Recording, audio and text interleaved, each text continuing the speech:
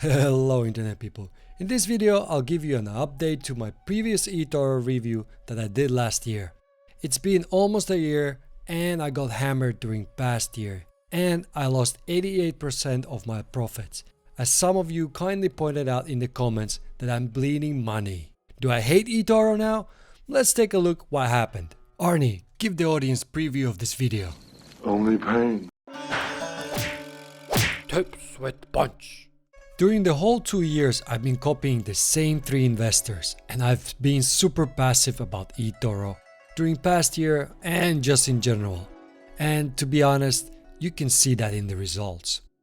Here's a screenshot of last year July 2018 and this year June 2019. So on top you have last year and at the bottom this year's numbers. And as you can see, last year there was a nice profit and that's been diminished to $26. That's an 88% loss in just a year. So I'm not still in the minus here, so I'm still in the green. But if you look at the differences between all the people that I follow here or copy, you can see all of them they just did really badly the whole last year. And that's why my equity has dropped by 17%. From 1,157 to 954. So it's a huge drop. Not happy about that.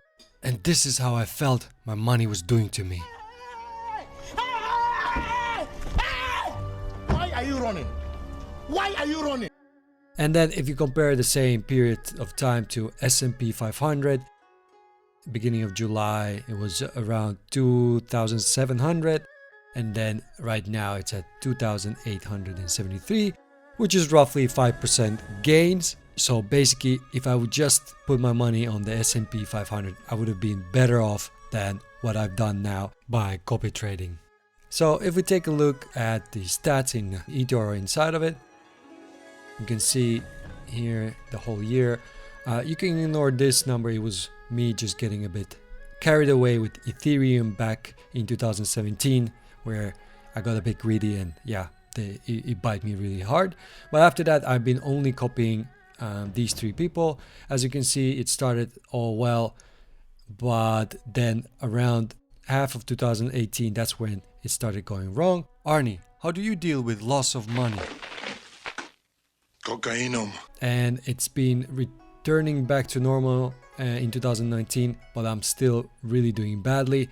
And as I saw a video by Tom from Social Trading, he mentions that a lot of people get greedy. So I think I'm in that category where I tried to get rich quickly.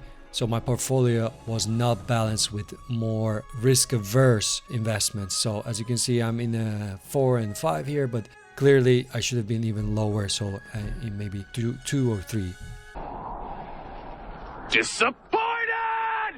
Again, nothing to complain about eToro as a platform. It seems legit. eToro makes it easy to get into investing, but the risks are still there, so you might still lose the money, even if they made it super easy. Actually, it's probably even easier to lose it just because it's easy to click around and leverage things. On the other hand, eToro does have high fees. I have a video about that. You can check it out. It will appear on your screen now. But basically, you're dealing with usability against fees. So for example, I'm using another company called Lynx for other investing. This is how their dashboard looks like. It took me like hours to just understand how can I buy stocks in US from Europe.